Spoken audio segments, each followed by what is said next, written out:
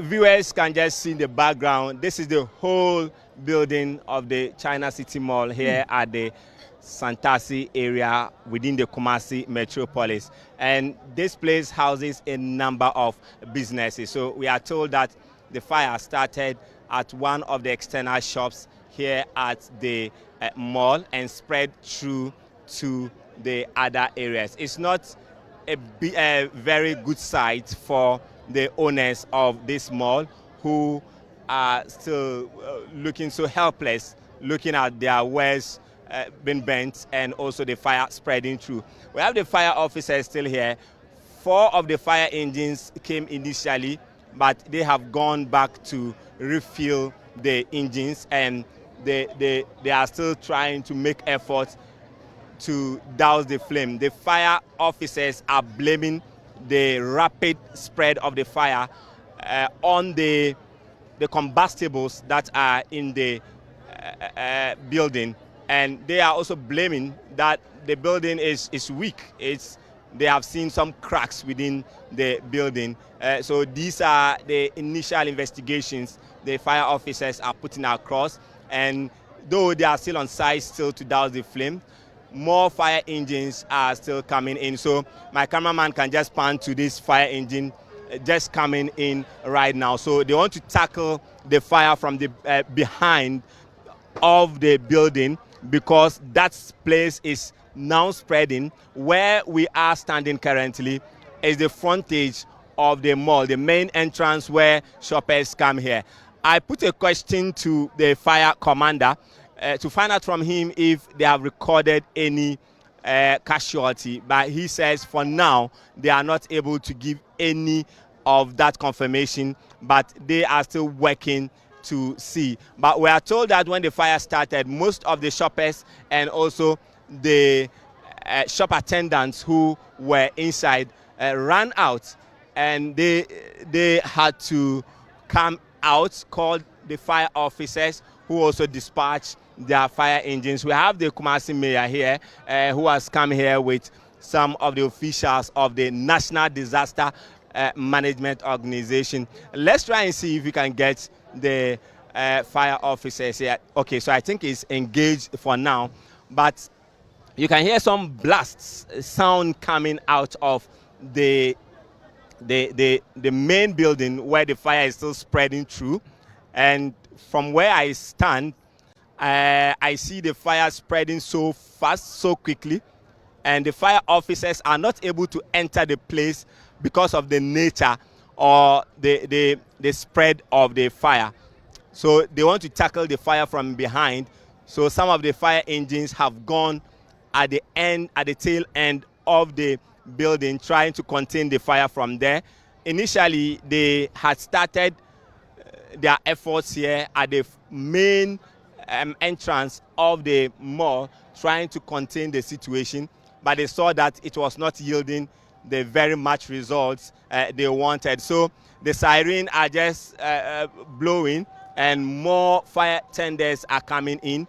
The smoke still billowing. You see some plume of smoke just covering the sky here, and the building is just getting to its ground zero level here at the Kumasi City Mall. And this is one of the busiest malls within the Kumasi metropolis. And you can see the Kumasi mayor here still trying to coordinate efforts with NADMO, with also the fire officers, trying to ensure that the fire is brought under control, because that is the only work out now the authorities are trying to do in terms of bringing down the fire. Let's see if we can get the Kumasi mayor who is here still coordinating efforts to ensure that the fire is being controlled. So he's in talks with officials of the NADMO, officials of the Ghana National Fire Service, trying to ensure that the efforts are being coordinated. Mr. Mayor, you are welcome to ChannelOne TV. I know when this happened, you didn't sit in your office, you came around, you are still coordinating efforts. What do we know so far? We don't know anything. Our efforts are geared towards extinguishing the fire, preventing it from extending to other properties beyond this particular location, and making sure that we protect lives and property. That's our foremost preoccupation. So that's what we're concentrating our efforts on. How best are we going to devise appropriate means to quench the fire? So we have called for the tankers from the drip unit to come here to come and augment the tenders, so that as and when we run out of water, we'll be able to have quick access to water for the firemen to quickly do whatever they are supposed to do. When we are done with that, investigations will continue. The fire department has picked up preliminary information, but it's not something that we can do anything with immediately. We'd have to process and assess it, do evaluations before we can come to a conclusive report. So for now, our concentration is to deal with the fire. Your observation on what is hindering the efforts? Human activity. When the fire tenders were coming, the sirens were blaring, but users of the road did not create the appropriate path for the fire tenders to get here in time.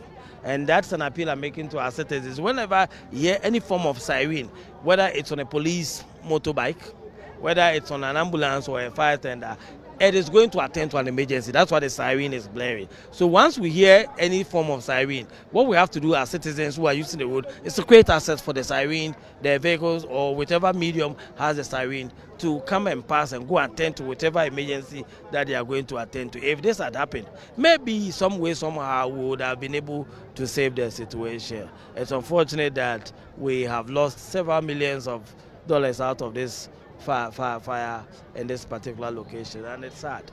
Have you met owners of this facility yet? The owners, I'm told, are out of the country, but their workers and representatives are here. We have spoken to them. We'll try as much as possible to, as early as feasible, speak to the investors and be able to calm them and offer them the nation's support. These are foreign nationals who have come to invest in our country. They employ hundreds of employment for our youth. It's the end of the month. About 300 staff of this place are supposed to be paid tomorrow or the next day. If you look at the liability, it is going to be difficult for them to pay salary, and that's a huge burden for government and our people. So we'll do whatever we have to do to assist them, if possible, to come back. What do we know about casualty? We have not had any casualty. The fire department was able to evacuate all the staff. All the workers were, with the help of bystanders, were able to evacuate all of them. We don't have any casualty on hand. What we have is the losses that we are suffering as a result of the our inability to deal with the fire. We have lost everything that they have within their warehouse and in their shops. All right, Sammy, so that's the Kumasi Mayor, Richard Ofori Bwediajiman, popularly called Zuba, the Kumasi Mayor.